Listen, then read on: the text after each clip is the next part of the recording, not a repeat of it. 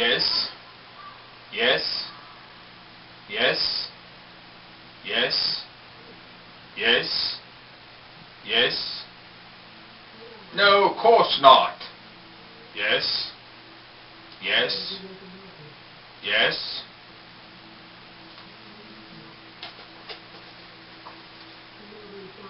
Eight and a half. Yes. Yes.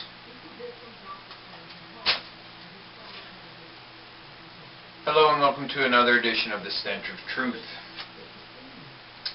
It seems as though the Anthrax case is far from being solved, despite what the FBI and the Justice Department say. Apparently, some of the evidence, in particular hairs that were found at a mailbox, do not match the primary suspect, Dr. Ivins, who conveniently committed suicide. So despite what you've heard, this case is not over, even though the FBI and the Justice Department are declaring it closed. Closed, not solved.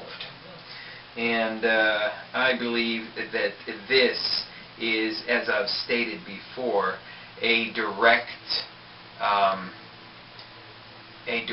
push in the face to the American people, throwing the bio-war scenario up in front of everyone's face again, in anticipation of a new terrorist attack, which could be in the form of a biological warfare attack. And that in this particular case, it will be blamed on Iran, most probably, because Iran has a large biowarfare department. It is well known that after the fall of the Soviet Union, Iran took in a lot of ex-Soviet biowarfare experts, and that one of the cheapest forms of weapons of mass destruction is in biological warfare and chemical warfare. And in order to boost their killing power, the Iranians opted to go the bio-war route by bringing in so many ex-Soviet scientists. It seems likely to move in that direction, and that way a false flag event can be used in order to arouse the ire of the American people against Iran. However, based on the recent events with Georgia and Russia, it may be that Russia itself might be blamed for some new event to take place. And for them to be involved, it would probably be something happening outside of the country. It seems highly likely that there is going to be some major event. Now, it could just be that there will be an escalation of hostilities between the United States and Russia over the entire Georgia issue. Now, the latest developments there, Russia has stated that Georgia can forget about retaining the so-called breakaway provinces of South Ossettia and Abkhazia, and they are continuing to roam through Georgia in an effort to further decimate their military ability. Now let's just state once again for the record that the Georgians started this whole mess. I'm not for war of any kind, none whatsoever. It sucks. It's fucking terrible. People die. People are injured, maimed. Families are destroyed. Property is lost. War is never good. I'm opposed to all fucking war. Period. End of discussion.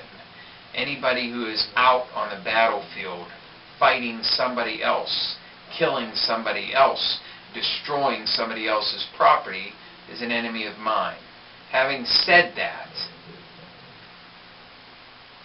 can we blame Russia for being instigated into a war with Georgia by Georgia attacking into South Ossetia, where Russian peacekeepers were there in place because of a previous ethnic clash between the Georgians and the South Ossetians.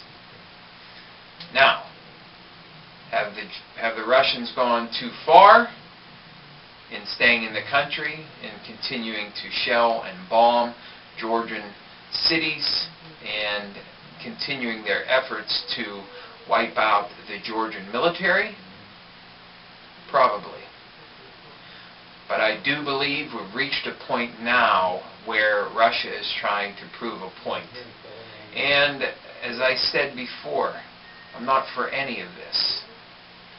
But I'm certainly sick of hearing all of the media blaming everything on Russia when it was Georgia who started this by attacking South Ossetia, while Russian peacekeepers occupied that province because of previous ethnic violence between Georgians and South Ossetia.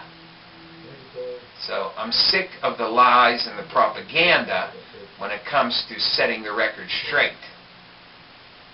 So I don't support Russia and what they're doing, but it's quite clear right now that they're trying to send a message to the United States and to the West that they're not going to tolerate the kind of bullshit that we do.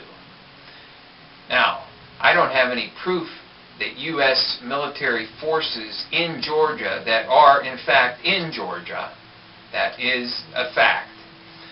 I do not have facts to support that those military forces actually encouraged Georgia's activities in their push into South Ossetia.